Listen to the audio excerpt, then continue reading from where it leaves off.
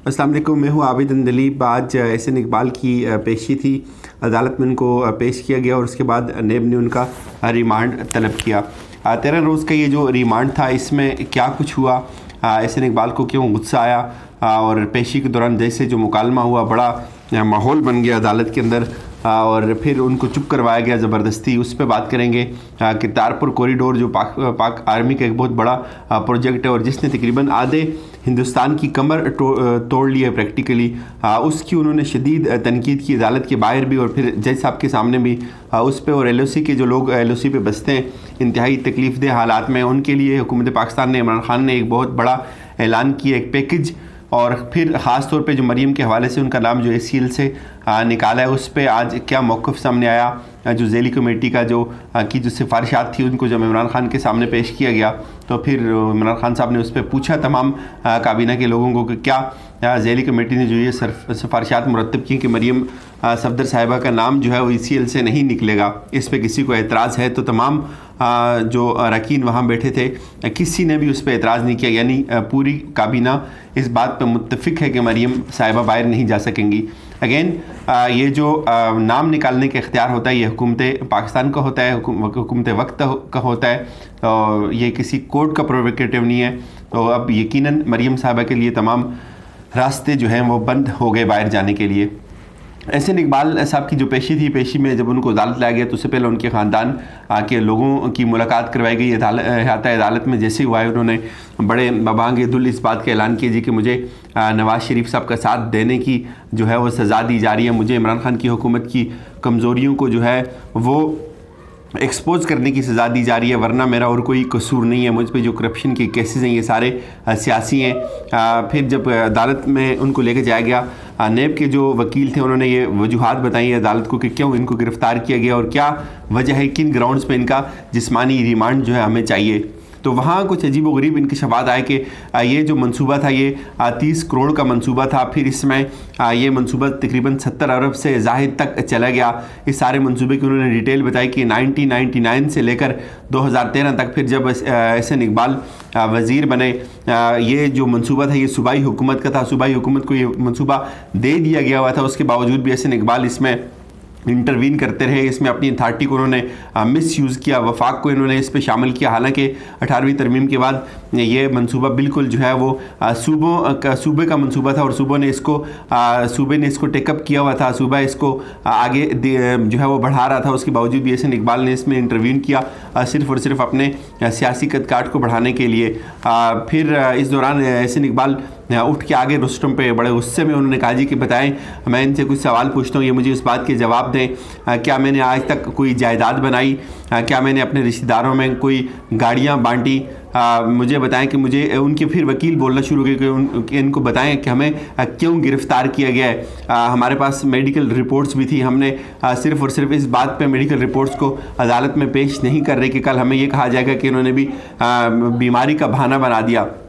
एहसन इकबाल ने दोबारा बोलना शुरू किया तो एक लंबी चौड़ी उन्होंने तकरीर करना शुरू कर दी कि जनाब जज साहब, मेरे एहसास जो थे वो 1993 से अब तक जो है वो कम हुए। जब मैं पहली बार असम्बली का मेंबर बना तो उस वक्त मेरे एहसास आज के एहसासों की निस्बत बहुत ज़्यादा थे। मुझे बहुत इस बात का दुख है कि मेरी किरदार कुशी की गई है, मुझ पर जितने भी मुकदमात हैं ये सियासी मुकदमात बनाए गए। मिनिस्टर प्लानिंग एंड डिवीज़न था मेरा, मैं अकेला नहीं था इस प्रोजेक्ट को मंजूर करने के लिए, मेरे साथ पूरी काबीना थी, सेक्रेटरीज थे। और फिर जो सरकारी ज़मीन थी, मुझ पर कोई ऐसा इल्ज़ाम नहीं कि मैंने सरकारी ज़मीन जो है वो गसब की हो। फिर उनके वकील ने यह कहा जी कि हमें क्यों गिरफ़्तार किया जा रहा है, हम इस बात की मुखालफत करते हैं और हम आपसे ये इस्तेदाद करते हैं कि इस रिमांड को कैंसिल किया जाए। क्या हमने कोई कत्ल किया, हमसे कोई असला जो है वो बरामद हुआ, नेब ऐसी जो है इस तरह की हरकतें कर रहा है। हमारे जो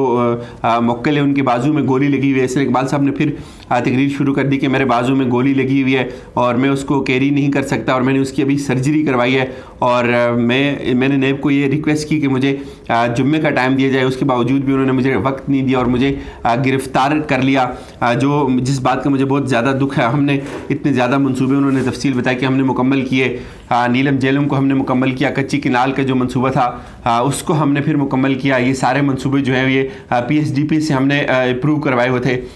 इस दौरान जब एहसन इकबाल साहब गुफ्तगू कर रहे थे अदालत में तो आहिस्ता आहिस्ता उनका टेम्परामेंट जो है वो लूज़ होता गया और उनकी आवाज़ काफ़ी ऊंची होती गई। फिर उन्होंने कहा जी कि ये किरतारपुर, उसी इलाके में किरतारपुर का प्रोजेक्ट भी लगा हुआ है, 16 करोड़ का वो प्रोजेक्ट था। बताया जाए नेब उस मंसूबे की तहकीकात करे कि क्या वजह है, कौम को क्यों नहीं बताया जाता कि वो मंसूबा कैसे बना इतने कम वक्त में, उस मंसूबे के लिए फ़ंड कहाँ से आए,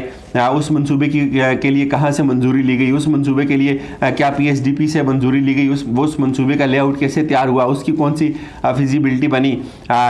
चूँकि उस मंसूबे के पीछे छड़ी है, वहाँ नेब के हाथ जलते हैं, वहाँ ये कार्रवाई कभी भी नहीं कर सकते, वहाँ इनके पर जलते हैं, इसलिए इनको बड़ी आसानी से हम सियासी लोग नज़र आते हैं। और फिर जब जज साहब बड़े परेशान हो गए ये सारी सूरत हाल देख के, फिर पीछे से जो उनके पीछे बिल्कुल मरीम औरंगज़ेब साहिबा खड़ी थी और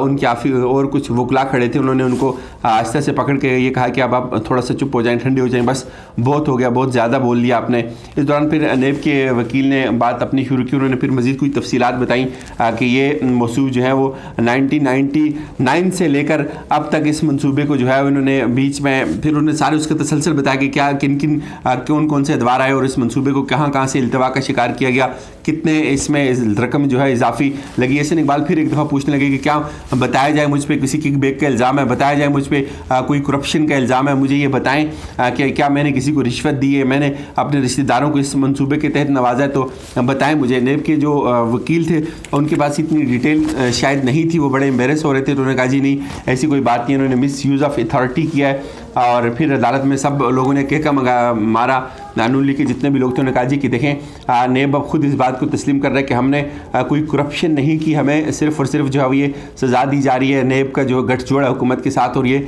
सारे सियासी केसेस हैं। फिर थोड़ी देर बाद जज साहब ने कहा जी कि अब चलें इस पे हम देखते हैं जजमेंट जो रिज़र्व हुई। एहसन इकबाल को साहब को दोबारा बुलाया गया, वो उधर ही खड़े थे, तो उन्होंने फिर कहा जी कि मुझे मैं ये चाहूँगा कि मुझे एक लैपटॉप दिया जाए हिरासत के दौरान, उसकी मुझे एक्सेस दी जाए, और फिर मुझे जो है वो वॉक करने की इजाज़त दी जाए। खाना जो उन्होंने कहा जी कि खाना ये भी खाने का भी कोई इशू है उनका, और उसको जज साहब ने कहा जी कि ठीक है इसको भी देखते हैं। जब पूछा गया जी आपको क्यों लैपटॉप क्यों चाहिए हिरासत के दौरान, तो उन्होंने कहा जी कि मैं CPEC पे एक किताब लिख रहा हूँ तो इसलिए मुझे लैपटॉप चाहिए। और फिर जजमेंट रिज़र्व हुई, उस साथ फिर उन्होंने ये भी कहा जी कि मैंने सर्जरी करवानी है, अभी मुझे स्टिचेस मेरे लगे हुए हैं, दोबारा शायद सर्जरी करवानी है, उन स्टिचेस को खुलवाने के लिए मुझे लाहौर जाना पड़ेगा, उसकी भी मुझे इजाज़त दी जाए। तो फिर जैसे हमने कहा जी कि नेब से पूछा, तो नेब ने कहा जी कि हम अपने हाई ऑफिशियल से ये बात पूछ के आपको इसका जवाब दे सकते हैं कि सर्विसेज अस्पताल अगर इनको लाहौर जाना है तो उसके लिए क्या अमल इख्तियार किया जाएगा। यही कुछ हुआ। एहसन इकबाल साहब का फिर उन्होंने रिमांड हो गया, तकरीबन 6 जनवरी की तारीख पड़ी, 6 जनवरी को दोबारा उनको पेश किया जाएगा। बहरहाल उनकी जो तनकीद थी कॉरिडोर पे ये समझ नहीं आई, बहसीत हमें कश्मीरी भी इस बात पे सोचना चाहिए कि हम जब इतनी मजालम में हैं, इतनी हम तकलीफ़ों के अंदर, हम इस बात को समझते हैं कि पाकिस्तान का एक बहुत बड़ा मनसूबा है, इसके बहुत ज़्यादा जो पॉजिटिव असरात हैं आज से हमें नज़र आते हैं। भारत हमें एक जो है तकलीफ़ का शिकार नज़र आता है, उसके बावजूद भी इतने ज़िम्मेदार इंसान की तरफ से इस तरह की तनकीद करना जो कैमरे पे भी रिकॉर्ड हुई है समझ से बाला तर है। LOC के पे बसने वाले लोगों के लिए अहम और खुशखबरी तो मैं इसको इस एतबार से ज़रूर कहूँगा कि ज़ाहिर है बहुत सारे गरीब लोग रहते हैं, उनके पास रहने के लिए, उनके पास खाने पीने के लिए शायद उस तरह की चीज़ें नहीं है और वो कसम पुरसी के आलम में रहते हैं, तो इस एतबार से तो ये एक अच्छी चीज़ है जो इमरान खान साहब ने एक पैकेज अनाउंस किया उन लोगों के लिए। लेकिन वहाँ की जो अक्सरियत है वो यही चाहती है कि यहाँ अमन हो, यहाँ फायर ना हो। लेकिन हुकूमत का एक बड़ा इकदाम है, LOC के ऐलान जितने भी लोग हैं उनके लिए एक बड़ा पैकेज जिसकी तफसील हम इंशाल्लाह कल भी आपके साथ शेयर करेंगे। ये नो डाउट ये एक बहुत अहम और बहुत ज़रूरी था इन हालात में। जो लोग मूव कर रहे हैं बॉर्डर्स के गिर्द बसने वाले लोग जो इंडियन फायरिंग से तंग आकर अपने इलाकों को छोड़ रहे हैं, उनके लिए इकदाम जो था इंतहाई ज़रूरी था। ये एक शानदार कदम है। और उसके बाद जहाँ तक मरीम की बात है तो मैंने आपको पहले कहा इमरान खान साहब ने इस कामीना की ज़ेली जो कमेटी की सिफारिशात थी, जब ये आज इमरान खान साहब के सामने आई तो उन्होंने कामीना के दीगर जो लोग मौजूद थे वहाँ उनसे पूछा कि क्या आप में से if any one of you have any objection on it, तो उसमें से जितने भी लोग उनके सामने बैठे हुए थे, किसी एक ने भी ये नहीं कहा कि नहीं, हमें इसमें तहफ़्फ़ुज़ात हैं कि मरीम सफदर साहिबा को बाहर जाने की इजाज़त होनी चाहिए, उनको बाहर भेज देना चाहिए। तमाम के तमाम लोग थे, उन्होंने कहा जी कि हमें इस काबीना की जो ज़ैली कमेटी का ये जो फैसला ये हमें कबूल है, हमें इस पर कोई भी किसी किस्म का कोई किसी किस्म के तहफ़्फ़ुज़ात इस पर नहीं है। तो इसका यही मतलब है कि एक दफ़ा फिर अगर ये मामला काबीना के पास आता है, किसी दूसरी कमेटी के पास आता है, तो मरीम सफदर साहिबा का जो बाहर जाना था वो महाल हो जाएगा। यही कुछ, अपना ख्याल रखिएगा, फीडबैक से आगाह कीजिएगा। अल्लाह हाफ़िज़।